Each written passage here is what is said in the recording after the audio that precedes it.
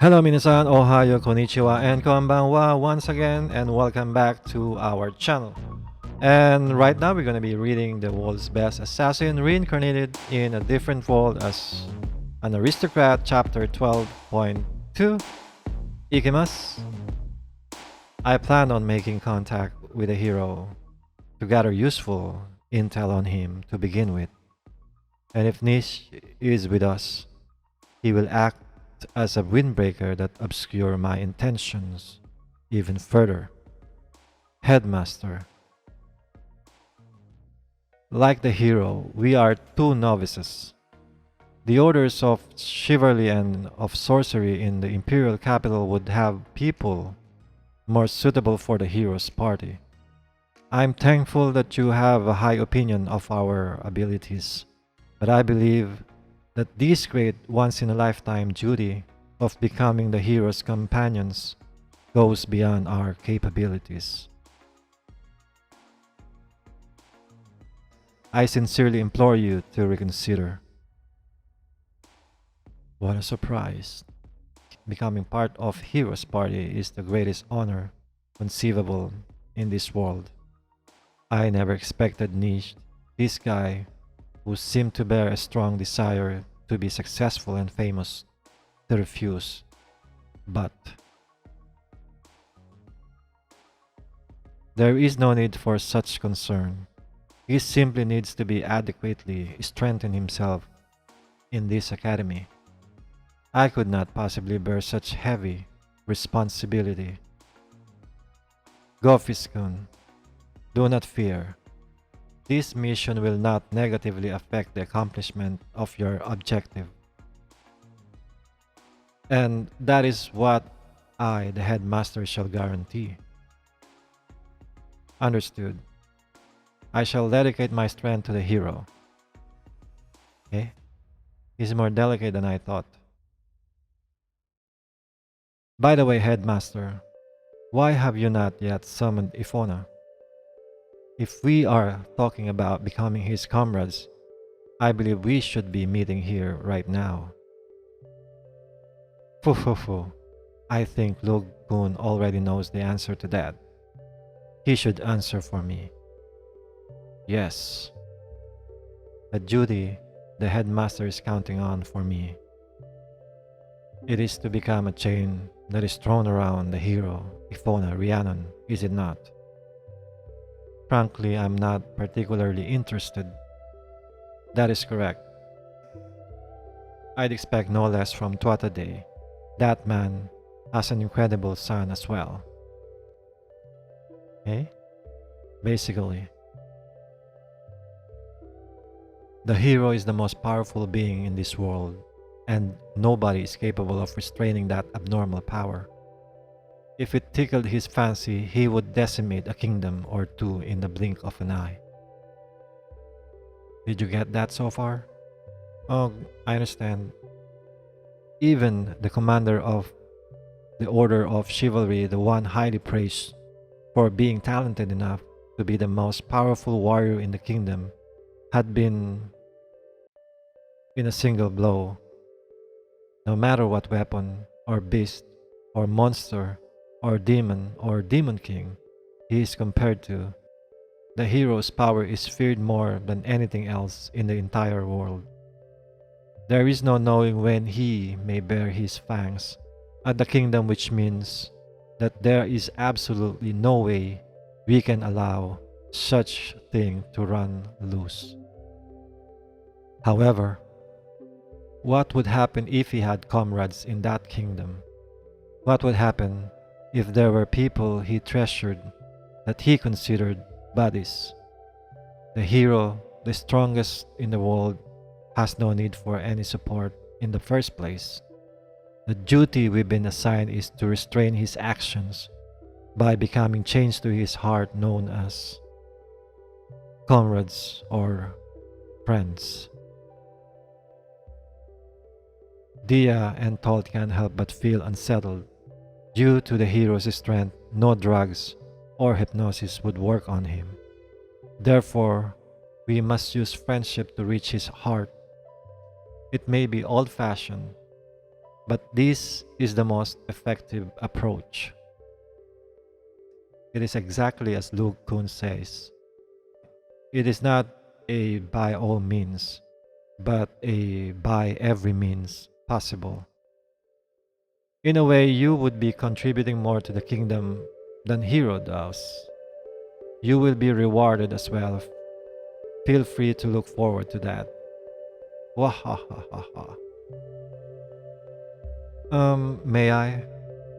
What if, what if what we are discussing here were to be leaked out? You will then be seen as a traitor, and your entire family would be sentenced to death. Ah, please keep this strictly confidential. Of course, failure will lead to the same result as well. So we couldn't say no to begin with then. Sheesh, what is he forcing some 14-year-old kids to do? Well, whatever. This is the perfect opportunity for me to gain intel on the hero, while also gaining support from the academy. Very well. We will open up Epona's heart and become his chains, his bodies, by every means possible. I shall take advantage of this as much as I can. Look, this is suitable operation for us superiors. I am looking forward to seeing your skill. Ah, that reminds me, your little sister and servant. Once you work for me naturally, they will lend their assistance to me as well, right? What are you talking about? To begin with, I never promised to lend you a hand, Nish. Ha ha ha. Even if you don't care now, it's only a matter of time before I convince you to. That doesn't sound like a joke coming from someone from a Duke's family like you. Hey guys, seems you're done talking to the headmaster, the one in charge of our S-class. I am Miles Downey. Come to the dormitory dining hall immediately. We're going to hold a welcome party for all S-class students. S-class Seat 8, Belluk, Protalita. Hey hey, the top students are showing up now, everyone. S-class Seat number 7, Amilba, Agent. That means everyone here then, be. Any longer and we would have eaten everything, you know. Know that Roma's servant, Kranta. Talk clearly when you're in place like this. Don't embarrass me. S-class Seat 6, Roma Zolak. Fiona's servant, Beryl. S-class Seat number 5, Fiona McCumhale. What a name. What incredible top students. I'm proud that I have friends like you people who are extraordinary at the pen and the sword. Eh? How obscene. You are a Beluk. When did you become friends with them?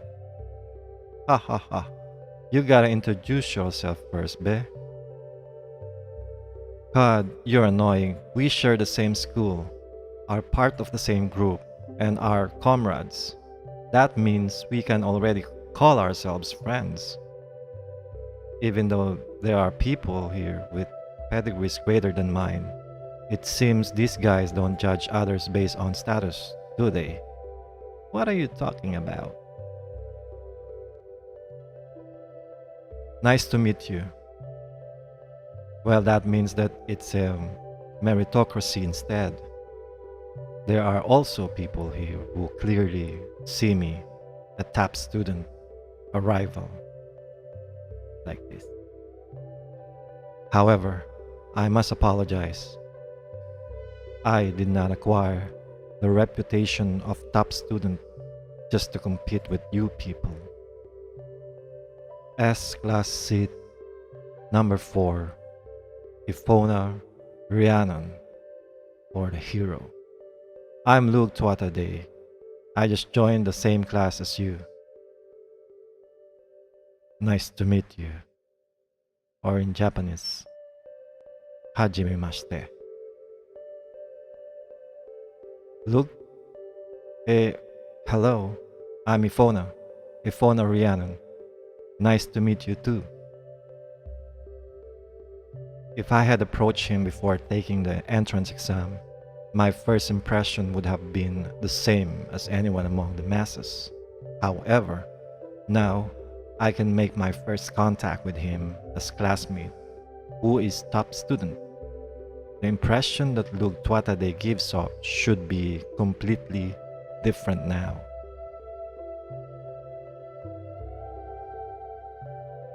Hmm. We're finally school buddies now. Shall we keep each other out from now on without reserve? Yes, I'm happy to hear you propose that. But is there anything I could teach you? I wonder. I am a useless guy after all. Haha. He's basically as my intel describes. Ifona's hand that I checked just now.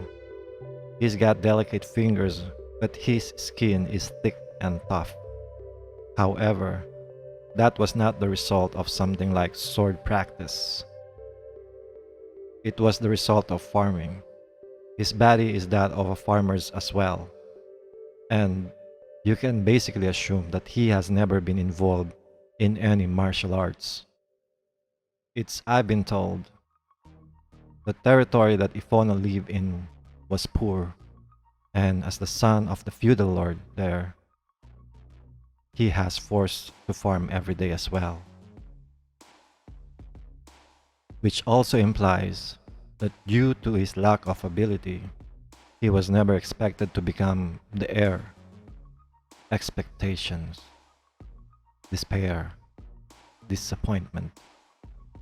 Against those, anyone would be driven to think I am useless. The discord with his parents and relatives was enough to close off Ifona's heart.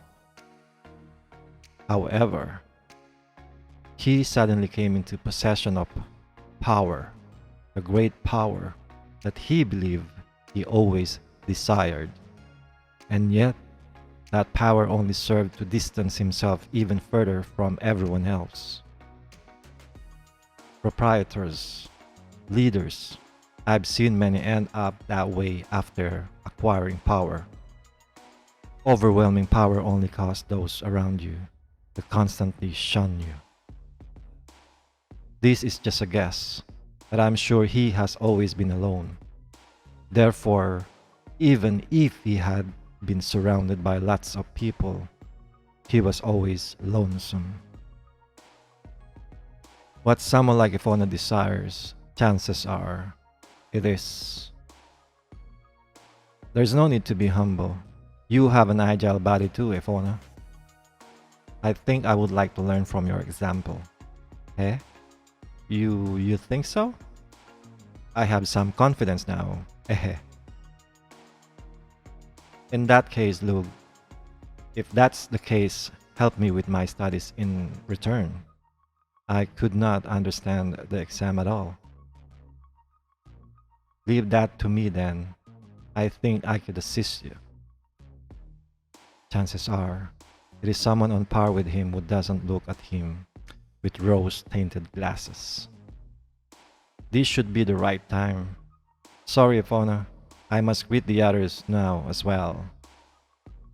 Yes, of course, you are one of the top students after all.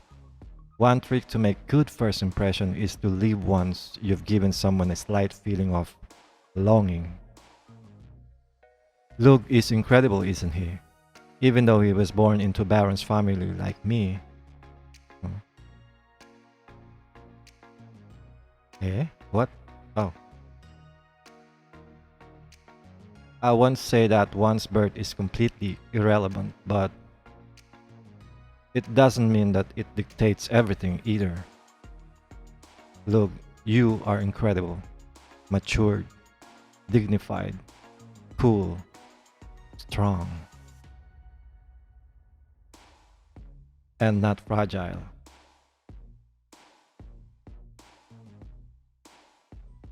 What? What did he say just now? Suddenly, I became curious about the future that the goddess spoke of. After he defeats the Demon King, the hero will go mad and devastate this world. If Epona goes mad, that will probably be our chance. After all, we are traitors to Epona in the first place. Nish just trying to do his job, whereas I am only getting close to him in order to assassinate him. If we betrayed him, the hero will become enraged and saddened, leading him to eventually bare his fangs against the world. Such a future is, or maybe I'm overthinking. Now then, for a little entertainment, I'll get you newcomers to hold a sparring match. It will serve as a combative training that we may implement into our classes in the future as well. And today will be considered a demonstration. Wahaha. Professor, you are drunk. The top student Lugh Twata Day, and the powerful being who made the selection exam exciting, Epona Rhiannon. We will have those two hold a sparring match. Hey? Nani? Are you serious? Even if it's just for fun. There isn't any method more effective in getting intel than exchanging fists for real and experiencing the hero's power firsthand, and that is only natural.